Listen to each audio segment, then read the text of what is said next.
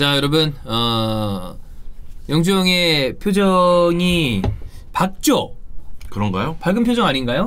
자, 메시 없는 바르셀로나가 네. 잘했습니다. 잘했어요. 굉장히 우려했던 경기라고 볼 수 있었는데 네. 왜냐하면 초반에 어떤 상대들이 대진이 안 좋아요. 네.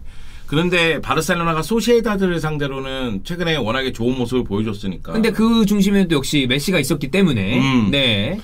사실 소시에다드 같은 경우에는 라인을 올리면서 공격을 전개하는 팀이기 때문에 네. 골을 넣은 다음에 상대가 라인을 올렸을 때 뒷공간으로 들어가는 공격이 훨씬 더 수월해지거든요. 그 가운데 메시가 뒷공간으로 들어가서 그죠? 골을 많이 넣었죠. 메시 많이 행복해 보이던데.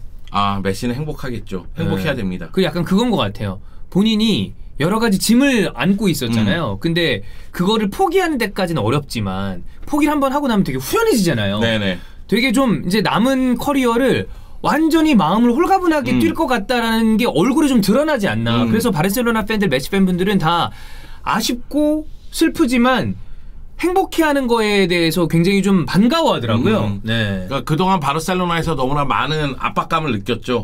왜냐하면 바르셀로나를 이끌고 비기어를 다시 깜누에 들고 오겠다 그치? 이런 얘기를 했었고 네. 거기다가 챔피언스 리그에서 성적이 안 나올 때마다 메시 표정이 굉장히 어두웠잖아요. 네.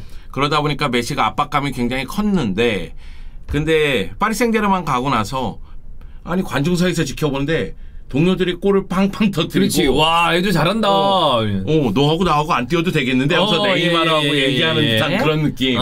그런 거 보면서 아, 참 행복하겠다 이런 생각 들더라고요. 형이 이렇게 얘기는 하지만 그 형철이 PC 바탕화면 이제 파리 생제르맹 메시 그 그림이에요. 네. 그걸 보고 나서 형철이 싸가지 없는 새끼가 그렇게 얘기 안 했어요. 싸가지 없는 놈이라고 그랬잖아요. 아니요. 내가 그랬어요. 아유, 형철이 생각보다 매정한 놈. 내가 그랬어요. 그런 다음에 그 뒤에 제가 들었는데. 아니요. 제가 그래서 그래도 싸가지 없다. 내가 많이 잘못했다. 매정한 놈 이렇게 그런 다음에 얘기했죠. 이제 형철이가 얘기하더군요. 형님 바뀐 세상에 적응하셔야죠. 네. 세상이 바뀐 걸 모르시나요? 그 옆에 덕현이가 저는 유니폼 시켰어요. 유니폼 다 샀어요. 네. 네, 이렇게 얘기를 했죠. 내가 이래서 이스타 멤버들을 별로 안 좋아해. 미친 것들 아니야? 저도 하나 샀습니다. 아, 그렇습니까? 아, 예. 이 제가 새끼가 레플리카를 안 사는데 네. 이건 하나 좀 기념비적으로 가지고 있어도 되겠다. 알겠습니다. 생각을 했습니다. 자, 어쨌든 축구는 계속되고 바르셀로나도 팀을 운영해야 되기 때문에 메시 없는 바르셀로나에 대해서 궁금해하신 분들 많았을 텐데 이 영주형처럼 얘기하신 분들이 사실 바르셀로나 팬분들 중에 꽤 있었어요. 메시가 없는 것은 아쉽고 슬픈 일이지만 축구적으로 진일보할 수 있는 타이밍이 이때다. 그리고 그런 모습을 가능성을 좀 보여줬다. 네. 근데 이제 저희가 여기서 미리 얘기해야 될 부분은 이게 한 경기일 뿐이고 그리고 또 한 가지는 메시는 한 시즌에 리그에서 30골 이상을 박아 넣는 선수예요. 맞아요. 그리고 10개 이상의 도움을 기록하는 선수예요. 맞아. 그러면은 이 선수의 진가는 사실상 위기라든가 강팀과의 상대라든가 이런 데에 나타난다는 그치. 거죠. 그런데 이렇게 풀리기 시작하는 경기들에서는 바르셀로나의 모든 선수들이 골을 넣을 수가 있다는 건데 네.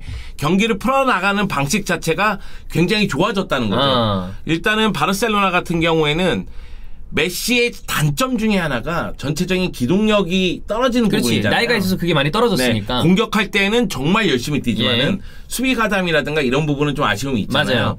그런데 이 경기 소시에다드전에서는 브레이스웨이트, 데파이, 그리즈만이 나왔는데 이 선수들이 전방부터 압박을 정말 잘해줬어요. 공격진에서 기동성과 압박이 좋아졌다. 네. 특히 그리즈만 같은 경우에는 거의 수비할 때는 오른쪽 풀백같이 수비를 하는 모습까지 나오면서 수비 쪽에서의 능력을 보여줬고 그리고 데파이하고 브레이스웨이트가 왼쪽에서 좌우로 위치를 바꾸면서 수비 혼란도 줬고요. 그러면서 이 선수들이 전방부터 압박도 하고 공격도 하고 그런 모습이 나왔는데 특히 전방부터에서의 압박이 좋다는 얘기는 전방부터 많이 뛰었다는 얘기잖아요. 그러니까 전방부터 기동력이 살아나고 압박이 좋아지면서 전체적으로 상대 진영에서 플레이가 계속 이루어지는 거예요.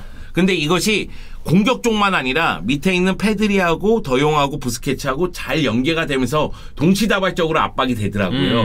그러다 보니까 소시에다드가 전반전 때 한 게 없어요. 그러니까 소시에다드 같은 경우에도 물론 바르셀로나전 이 1라운드 경기는 이삭이 부상이었고 거기다가 페르난데스도 부상이었기 때문에 최전방에 쓸 수 있는 자원이 없었어요.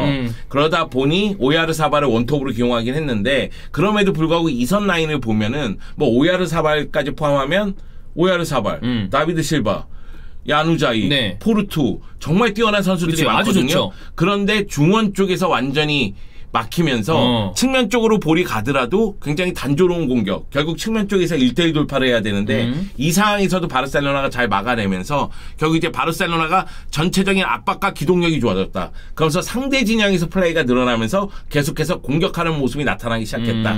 이런 점이 이제 메시가 빠진 다음에 지금 이 경기로 봤을 때는 긍정적인 부분으로 나온 거죠. 첫 경기긴 하지만 압박과 기동성이 늘어나면서 전반기적으로 좀 좋아졌다. 네. 예. 그리고 난 다음에 또 우리가 체크해볼 만한 부분은 수비 라인의 에릭 가르시아. 네. 또 괜찮아 보여요. 맞아요. 에릭 가르시아가 굉장히 잘해줬어요. 저는 푸열 가나요? 푸열까지는 아닌데 피케 정도만 돼도 정말 대박이지. 네. 피케 되면 대박이죠. 근데 피케하고는 스타일이 다르지. 네. 네. 신장 자체가 다르니까. 그런 푸열인데? 네. 푸열이 차이 키가 좀 작잖아요. 아니 근데 푸열은 조금 더 투쟁적이고 투지적이고. 네.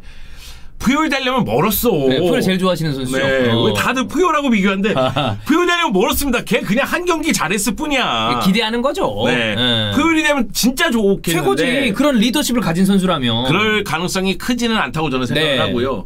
다만 제가 얘기하는 부분은 에릭 가르시아가 확실히 라마시아 출신이라서 바르셀로나의 축구 철학을 알고 있고 바르셀로나의 축구를 실현할 줄 아는 선수 중에 한 명이라는 거예요.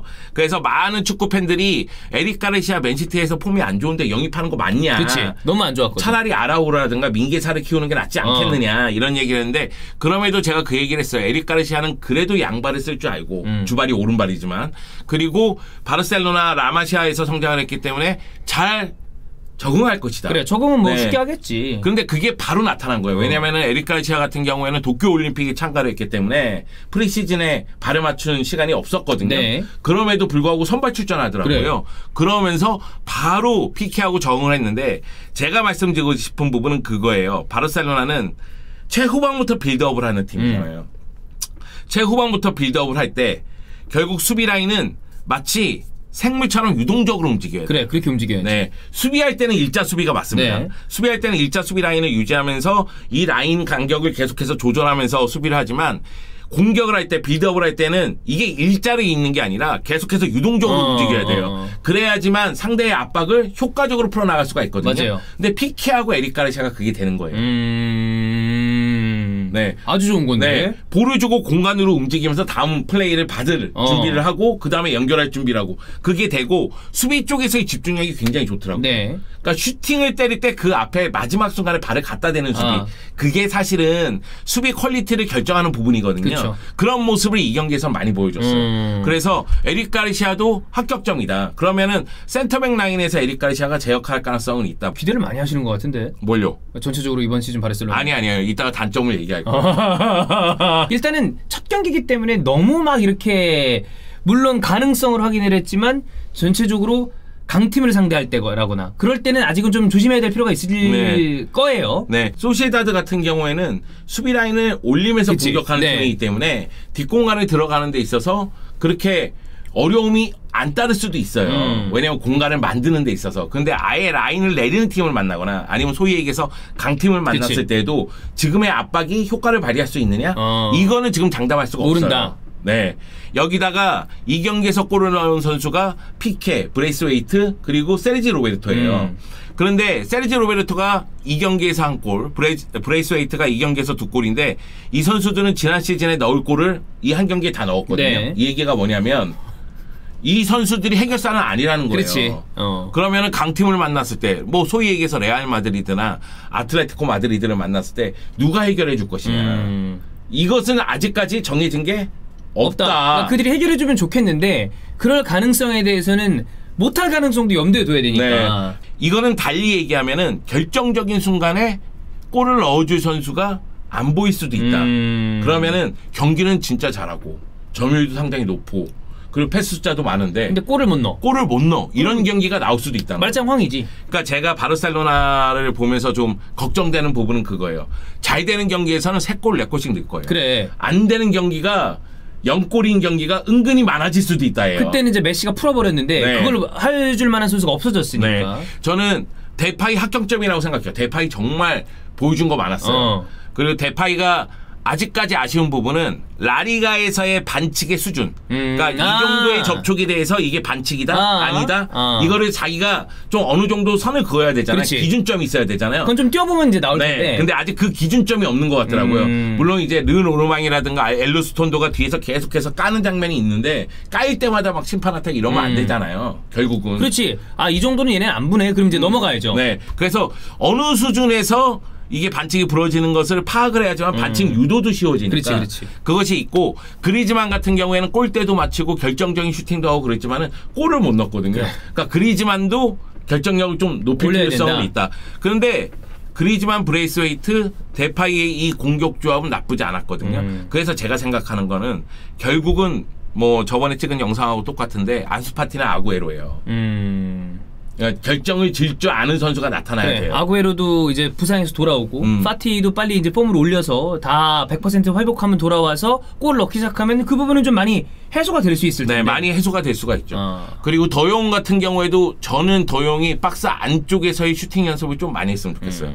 왜냐하면 더용이 결국은 메잘라 역할을 할 때 박투박처럼 움직이면서 사실상 전형적인 스트라이커가 없는 상태에서 경기에 임할 때에는 브레이스웨이트, 데파이가 왼쪽으로 빠지고 그리즈만이 오른쪽으로 빠지면 수비 간격을 벌여놓을 수가 있거든요. 그때 더용이 올라가는 역할을 해야 돼요. 그것 때문에 쿠만 감독이 계속해서 박투박을 원하는 거예요. 그렇지. 네. 그래서 뭐 바이날둠이라거나. 네, 그렇습니다. 뭐 바이날비드라든가 반더비크라든가 이런 선수들이 안쪽으로 들어오면서 골을 넣을 줄 아니까 그런 역할을 지금은 더용이 해줘야 된다는 거죠. 그래서 더용이 박스 안쪽에서 슈팅 연습을 좀 더 했으면 좋겠다. 물론 더용아 난 지금도 너한테 100% 만족해.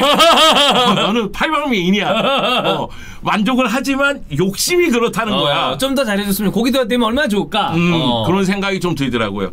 그래서 바르셀로나는 올 시즌에 1라운드 경기가 매우 좋았기 때문에 팬들 입장에서는 굉장히 기분 좋은 일이죠. 기분 좋은 일인데 아까 전에 얘기한 불안감, 강팀을 만났을 때 아니면 수비 라인을 완전히 내린 팀을 만났을 때 이거를 뚫어낼 수 해결사 있는 문제. 골이 넣을 수 있는 해결사라든가 확실한 공격 루트를 만들 수 있느냐 요 문제는 별개의 문제고 또 하나는 과연 바르셀로나가 여러 무대에서 경기를 치르는 동안 이게 다 소화가 될 정도의 스쿼드냐. 스쿼드 뎁스로 봤을 때. 이게 라마시아 출신들이 잘할 수 있느냐의 문제인 거예요. 그러니까 라마시아 출신들이 과연 성공할 수 있느냐. 요게 이제 또 달려있는 거예요. 그렇기 때문에 올 시즌은 바르셀로나에게 있어서는 어떻게 보면 제도약과 추락의 기로에 서 있는. 잘 되면 이제 메시라는 거대한 어떤 레전드가 나갔지만 새롭게 발전할 수 있는 그 타이밍인데 아니면 나락이다. 네, 나락이에요. 잘못하면. 저는 그 생각 들었어요. 어제 그리즈만 뛰는 거 보면서 그리즈만이 알고 있구나. 결국 메시의 그림자를 지울 수는 없지만 그렇지. 메시의 이 짙은 그림자를 10개 만드는 거는 지금 뛰고 있는 선수들이 좋은 활약을 펼쳐서 좋은 결과를 갖고 오는 방법밖에 없어요. 그거밖에 없죠. 그래야지만 팬들이 메시에 대한 그리움을 좀 잊을 수가 있어요. 어제 경기도 경기 시작 10분 지나고 나서 메시를 다 연호하고 10분에 거의 유니폼이 메시 유니폼이고 그런 데서 이제 뛰고 있단 말이에요. 그런데 그런 상황에서 그리즈만이나 다른 선수들이 하나로 응집돼서 경기력과 결과를 가져오면 메시의 그림자를 완전히 지울 수는 없겠지만 얇게 만들 수는 있다. 그것이 중요하다. 네. 진짜 갈 길이 멉니다. 이번 시즌 그래도 영주형 얘기가 잘 된다면 아까 얘기했던 대로 어려운 상황이어도 클럽이 뭐 없어지는 건 아니니까 진행하는 상황에서 이런 부분이 잘 라마시아 자원들이랑 기존에 있는 자원들이 그거를 잘 해결해줘야 된다. 네, 제가 말씀드리고 싶은 건 그거예요. 바르셀로나 팬들이 시즌 초반에는 쿠만에게 시간을 줘야 돼요. 물론 한 시즌 시간을 줬는데 무슨 또 시간을 줘 이러는데 메시가 있을 때와 없을 때는 다르잖아요. 그거는 맞아. 그리고 행복회로지만은 후반기는 바르셀로나가 정상 궤도에 오르면 탄력을 받을 가능성이 큽니다. 왜냐면 레알 마드리드, 아틀레티코 마드리드가 생각보다는 후반기에 약할 가능성이 있어요. 특히 레알 마드리드는 기존 멤버들이 그대로 있기 때문에 나이도 많은데다가 전체적으로 이 선수들이 지속적으로 피로도가 되게 많이 쌓여있는 선수들이니까 거기다 아틀레티코 마드리드가 2시즌 연속으로 리그 우승이 목표라고 얘기하지만 챔피언스 리그를 바라보고 있거든요. 그게 중요하니까. 그러면 여러 군데 힘을 쏟을 수밖에 없는 상황이 돼요. 그래서 제가 생각하기에는 시즌 초반은 바르셀로나가 가장 스타트가 나쁠 수가 있다. 물론 이제 1라운드는 다 이겼지만 세 팀 다 이겼지만 가장 나쁠 수가 있다. 그런데 탄력 받으면은 탄력에 의해서 치고 나갈 수가 있으니 좀 시간을 줄 필요성이 있고 레알 마드리드는 생각보다 너무 좋아요. 그런데 이 흐름을 계속 끝까지 유지하기 위해서는 선수들 관리가 필요하다. 그렇죠. 안첼로티가 괜히 그냥 적은 선수들에게 기회만 이렇게 주는 게 아니라 잘 돌려가면서 쓸 필요성이 있다. 특히 레알 마드리드는. 네, 그렇습니다. 어쨌든 메시 없는 바르셀로나의 초반은 좋았고 이후를 어떤 식으로 진행해 갈지 저희가 또 이야기를 네. 계속 해보도록 하겠습니다.